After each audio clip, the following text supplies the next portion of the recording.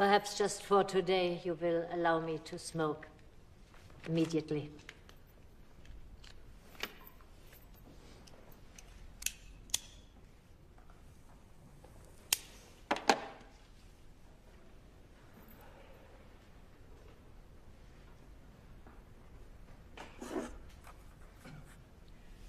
When the New Yorker sent me to report on the trial of Adolf Eichmann, I assumed that the courtroom had only one interest: to fulfill the demands of justice. This was not a simple task, because the court that tried Eichmann was confronted with a crime it could not find in the law books, and the criminal whose like was unknown in any court prior to the Nuremberg trials. But still, the court had to define Eichmann as a man on trial for his deeds. There was no system on trial, no history, no ism, not even anti-Semitism, but only a person. The trouble with a Nazi criminal like Eichmann was that he insisted on renouncing all personal qualities, as if there was nobody left to be either punished or forgiven. He protested time and again, contrary to the prosecution's assertions, that he had never done anything out of his own initiative, that he had no intentions whatsoever, good or bad, that he had only obeyed orders. This typical Nazi plea makes it clear that the greatest evil in the world is the evil committed by nobodies. Evil committed by men without motive, without convictions, without wicked hearts or demonic wills, by human beings who refuse to be persons. And it is this phenomenon that I have called the banality of evil. Miss Arendt, you're avoiding the most important part of the controversy. You claim that less Jews would have died if their leaders hadn't cooperated. This issue came up in the trial, I reported on it, and I had to clarify the role of those Jewish leaders who participated directly in Eichmann's activities. You blame the Jewish people for their own destruction. I never blamed the Jewish people. Resistance was impossible.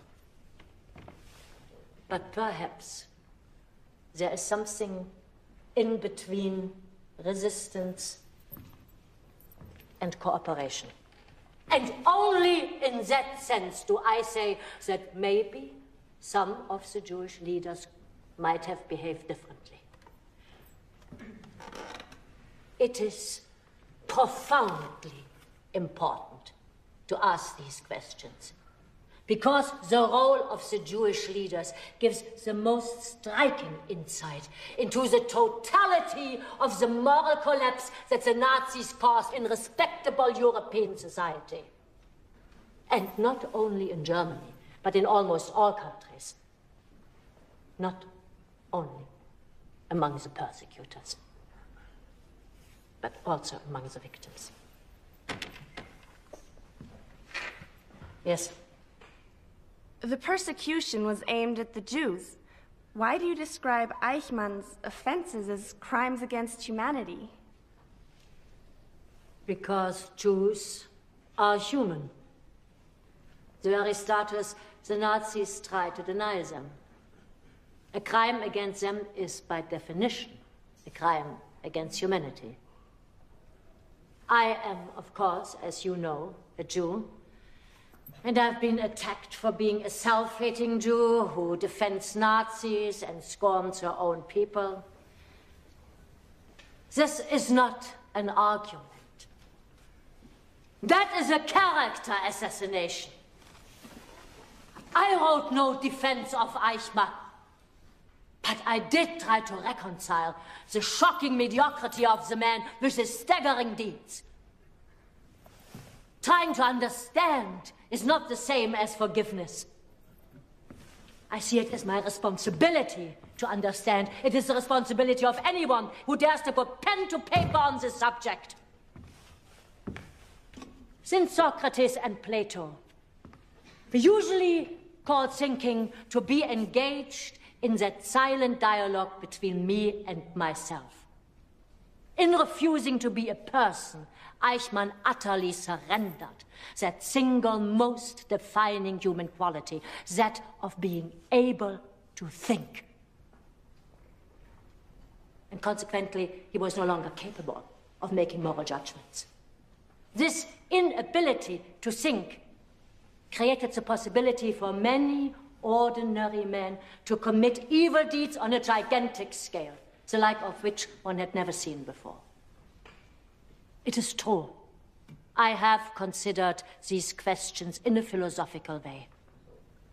The manifestation of the wind of thought is not knowledge, but the ability to tell right from wrong, beautiful from ugly. And I hope that thinking gives people the strength to prevent catastrophes in these rare moments when the chips are down.